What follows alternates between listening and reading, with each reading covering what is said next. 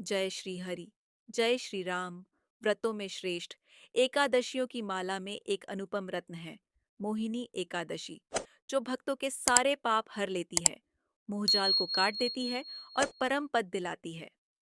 आज मैं आपको सुनाने जा रही हूँ एक ऐसी कथा जिसे स्वयं भगवान श्री कृष्ण ने धर्मराज युधिष्ठिर से कहा और जिसकी महिमा अर्षि वशिष्ठ ने श्री राम को सुनाई थी। एक दिन धर्मराज युधिष्ठिर भगवान श्री कृष्ण से विनती करते हैं, हे भगवन, आपने वैशाख कृष्ण एकादशी की महिमा विस्तार से बताई। अब कृपा कर बताइए, वैशाख शुक्ल पक्ष की एकादशी कौन सी है और उसका व्रत, उसकी कथा, उसकी विधि कृपया मुझे बताइए। भगवान श्री कृष्ण मुस्कुराए और बोले, हे धर्मराज, इस एकादशी का नाम है मोहिनी एकादशी, एक ऐसा दिव्य व्रत जो मोह पाप और जन्म जन्म के बंधनों को काट देता है। अब आप ध्यान से सुनिए। एक पावन कथा, मोहिनी एकादशी व्रत कथा, जो आर्षि वशिष्ठ ने श्री राम को सुनाई थी। श्री राम जी, जिनका हृदय सीता के वियोग में तप रहा था, जिन्होंने हर श्वास में केवल पीड़ा और त्याग ही जिया था, उन्होंने अपने गुरुदेव वशिष्ठ से विनती की, हे गुरुदेव, कोई ऐसा व्रत बताइए जिससे मेरे समस्त दुख, समस्त पाप समाप्त हो जाए। मैं इस संसार के मोह से मुक्त होना चाहता हूँ। महर्षि वशिष्ठ की आंखों में करुणा थी और उन्होंने प्रेम से कहा, हे राम, आपने बहुत उत्तम प्रश्न किया है। यद्यपि आपका नाम ही सबको पवित्र कर देता है, फिर भी लोक कल्याण हेतु मैं एक व्रत की महिमा बताता हूँ।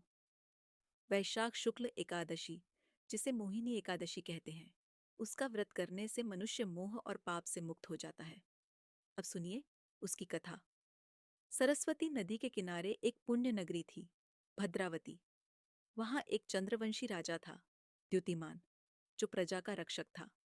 उसी नगर में एक अत्यंत धर्मनिष्ठ वैश्य रहता था, धनपाल। उसने धर्म के कार्यों में अपना जीवन समर्पित कर दिया था।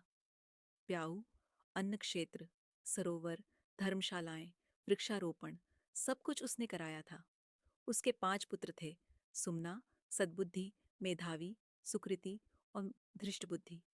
और यही धृष्टबुद्धि था उसका दुर्भाग्य। धृष्टबुद्धि महापापी था, न धर्म न अधर्म का ज्ञान।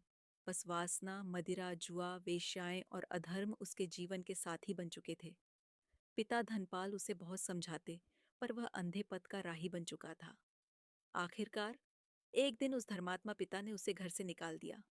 अब वह दर दर भटकने लगा, अपने गहने, वस्त्र बेच बेचकर पेट पालने लगा।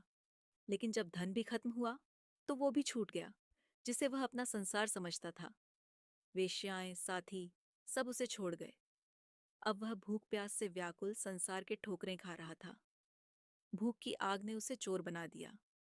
एक दिन पकड़ा गया तो बचा लिया गया, क्योंकि वह धनपाल का पुत्र था। लेकिन जब दूसरी बार पकड़ा गया तो उसे कारागार में डाल दिया गया। वहां उसे न जाने कितने अत्याचार सहने पड़े। फिर भी जब छोड़ा गया तो उस नगरी से भी निष्कासित कर दिया गया। अब वह जंगलों में जा बसा, पशु पक्षियों को मारकर खाने लगा, बहेलिया बन गया। और फिर एक दिन वो भूखा प्यासा भटकता हुआ पहुंच गया कौंडिन्य अर्षि के आश्रम में। तभी अर्षि स्नान कर लौट रहे थे। उनके वस्त्रों से टपकते गंगाजल की कुछ बूंदें उस पर आ गिरीं और उसी क्षण, जैसे किसी सोए हुए पुण्य का जागरण हुआ, उसका हृदय कांप उठा। आंखों में आंसू भरकर वह अर्षि के चरणों में गिर पड़ा। हे मुनिवर, मैंने पाप ही पाप किए हैं। अब इस जीवन को सुधरने का कोई मार्ग है क्या? ऋषि कौंडिन्य के हृदय में करुणा उमड़ी। उन्होंने कहा, वत्स, वैशाख शुक्ल पक्ष की मोहिनी एकादशी का व्रत करो। यह व्रत इतने पुण्य का है कि मेरु पर्वत जितने भी पाप क्यों न हो, वे भी नष्ट हो जाते हैं। दृष्टबुद्धि ने श्रद्धा से व्रत किया, नियम से उपवास रखा, प्रभु का भजन किया और उस एकादशी के प्रभाव से उसके सारे पाप जलकर भस्म हो गए और अंत में वह गरुड़ की सवारी करके श्री विष्णु लोक को चला गया। हे राम, यही है मोहिनी एकादशी की महिमा। मोह का बंधन टूटता है और आत्मा अपने वास्तविक स्वरूप की ओर अग्रसर होती है। जो मनुष्य इस व्रत को करता है, वह जन्म जन्म के पापों से मुक्त हो जाता है। जो केवल इसकी कथा सुनता है, उसे भी 1000 गोदान का पुण्य प्राप्त होता है। तो हे श्रोताओं, अगर आपको भी जीवन में मोह का जाल परेशान कर रहा है, अगर आप भी किसी अधूरी राह पर भटक रहे हैं, तो इस एकादशी के व्रत को श्रद्धा से कीजिए। श्री हरि स्वयं आपको अपने परमधाम में स्थान देंगे। अगर ये कथा आपके हृदय को छू गई हो, तो कृपया लाइक करें, कमेंट में जय श्री हरि लिखें और इस पावन ज्ञान को अधिक से अधिक भक्तों तक पहुंचाने के लिए शेयर जरूर करें। कभी कभी हम जीवन में इतना कुछ सह लेते हैं कि लगने लगता है जैसे मन भी अब थक गया है, जैसे आत्मा भी बोझिल हो गई हो। ना कोई सहारा, ना कोई सच्चा साथी। हर चेहरा नकाब पहने हुए लगता है और हर संबंध स्वार्थ से भरा। हम बाहर की दुनिया से तो हारते ही हैं, पर सबसे बड़ी हार तब होती है जब हम स्वयं से हार जाते हैं, और उस समय ईश्वर हमें थामना चाहता है, पर वह आवाज धीरे से हमारे अंतर में फुसफुसाती है, एक बार मेरी ओर लौट आओ। वहीं से शुरू होती है एक साधक की यात्रा, अंधकार से प्रकाश की ओर, मोह से मोक्ष की ओर। मोहिनी एकादशी सिर्फ एक व्रत नहीं है, यह आत्मा का स्नान है। यह जीवन के उस धूल भरे आईने को साफ करने का एक माध्यम है, जिसमें हम अपने सच्चे रूप को देख सकते हैं। एक पापी जो अपने हर कर्म से संसार को कलंकित कर रहा था, जब उसकी आंखों में पश्चाताप की नमी आई, तो एक साधु के चरणों में गिर पड़ा।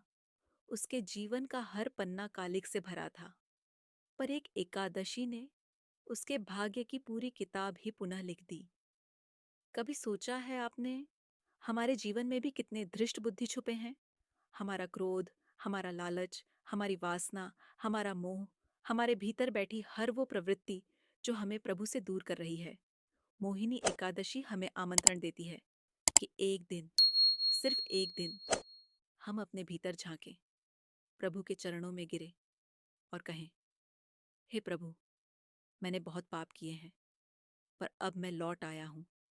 जो व्रत से मोह को त्यागता है, प्रभु उसे प्रेम में बांध लेते हैं। जो भूखा रहकर प्रभु का नाम जपता है, वो आत्मा से तृप्त हो जाता है। एकादशी का यह दिन एक संदेश है कि कोई कितना भी पापी क्यों ना हो, प्रेम और प्रायश्चित की राह से प्रभु तक पहुंचा जा सकता है। तो आज, जब सूरज अस्त हो और चांद आसमान में हो, आप दीप जलाइए, मन का, आत्मा का, और प्रभु से कहिए, हे श्री हरि, आज मैं तुम्हारा हूं, मुझे अपने चरणों में स्थान दो। अगर इस कथा ने आपके हृदय की किसी गांठ को खोल दिया हो, अगर आपकी आंखें भीगी हों, तो इससे अपने तक मत रोकिए। कमेंट में लिखिए, हे प्रभु, मैं लौट आया हूं, और इस भाव को किसी और आत्मा तक पहुंचाइए। शेयर कीजिए ताकि एक और जीवन बदल सके। जय श्री हरि, जय मोहिनी एकादशी। हरि नाम सत्य है।